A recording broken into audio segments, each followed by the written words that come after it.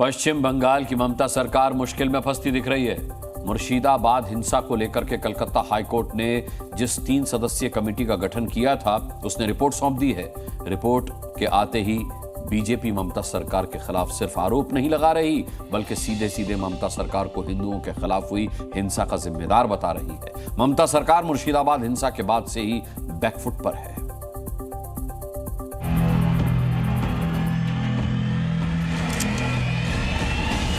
3 मौत, 50 से ज्यादा घायल, 100 से ज्यादा एफआईआर, 276 आरोपी गिरफ्तार, 109 घरों को नुकसान। तारीख 11-12 अप्रैल, जगह मुर्शिदाबाद। बीजेपी के आईटी सेल के प्रमुख अमित मालवीय ने मुर्शिदाबाद हिंसा की जांच के लिए गठित फैक्ट फाइंडिंग टीम की रिपोर्ट को लेकर ममता बनर्जी सरकार को कटघरे में खड़ा किया है। रिपोर्ट में क्या है, डिटेल आगे दिखाएंगे। पहले मुर्शिदाबाद के जलने की वो भयावह तस्वीरें देख लीजिए।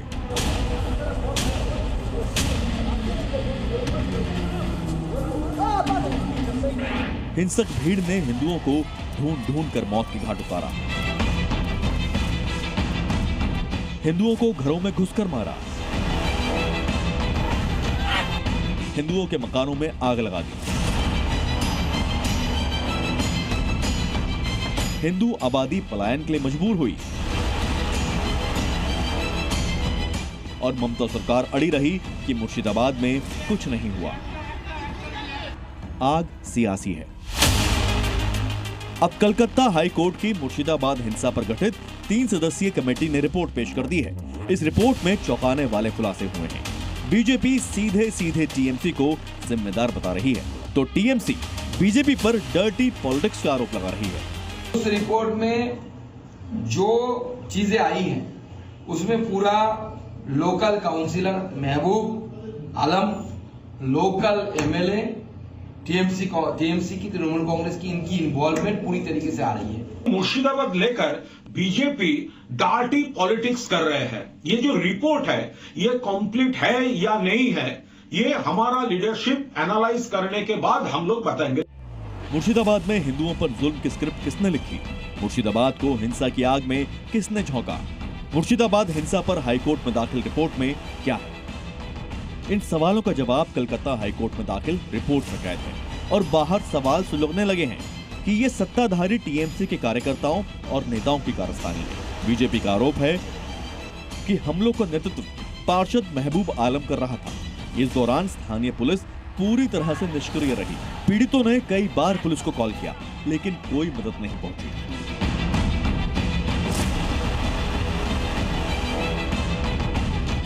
मुर्शिदाबाद में 11-12 अप्रैल को नए वक्फ बोर्ड कानून के खिलाफ विरोध प्रदर्शन के दौरान उग्र भीड़ ने साजिशन हिंदुओं को मारा, जुल्म किया और ममता सरकार की पुलिस जानबूझकर एक्शन में नहीं आई। इसका सच जानने के लिए 17 अप्रैल को हाईकोर्ट ने 3 सदस्यीय समिति का गठन किया था। इसमें राष्ट्रीय मानवाधिकार आयोग, पश्चिम बंगाल मानवाधिकार आयोग और राज्य लीगल सर्विस ट्रिब्यूनल के एक सदस्य शामिल थे। अब कमेटी की रिपोर्ट कोर्ट में है। इससे पहले पश्चिम बंगाल के गवर्नर सीवी आनंद बोस ने 4 मई को मुर्शिदाबाद दंगे पर गृह मंत्रालय को रिपोर्ट सौंपी थी। गवर्नर सीवी आनंद बोस ने दावा किया था कि मुर्शिदाबाद हिंसा पहले से ही प्लान की गई थी। राज्य सरकार को पहले से ही खतरे का अंदेशा था, क्योंकि 8 अप्रैल को वक्फ संशोधन एक्ट जारी होने के तुरंत बाद हिंसा भड़की थी और राज्य सरकार ने उसी दिन इंटरनेट भी बंद कर दिया था। गवर्नर के इस रिपोर्ट को ममता बनर्जी ने सिरे से खारिज कर दिया था, लेकिन सच हजार पर्दे से भी बाहर निकल आता है। बीजेपी के आरोपों की तस्दीक कोर्ट में दाखिल रिपोर्ट में होती है या नहीं, वो कोर्ट का मामला है। लेकिन जब से मुर्शिदाबाद दंगे की आग में झुलसा है, ममता सरकार बैकफुट पर है। तृणमूल कांग्रेस ने यह प्रचार करने का, भ्रम पैदा करने का प्रयास किया था कि इसमें बाहर के लोग शामिल थे। उनके कुछ सांसदों ने दूसरे राज्यों के लोगों का नाम लिया था, विशेषकर उत्तर प्रदेश, बिहार का नाम लिया था, जो सरासर अनुचित है। परंतु इस फाइंडिंग में बहुत साफ साफ तौर पर तृणमूल कांग्रेस के नेता और एमएलए का नाम भी सामने आया है। मुर्शिदाबाद में हुए हिंदुओं पर जुल्म की कहानी समझने बताने के लिए किसी खास तरह के यंत्र का सहारा लेने की जरूरत नहीं है। तस्वीरें सब कुछ बयान कर रही हैं। वो लोग जिनके घर जले, वो लोग जिनके अपनों की मौत हुई, वो महिला जिसकी अस्मत खतरे में पड़ी, सब कुछ पब्लिक डोमेन में है।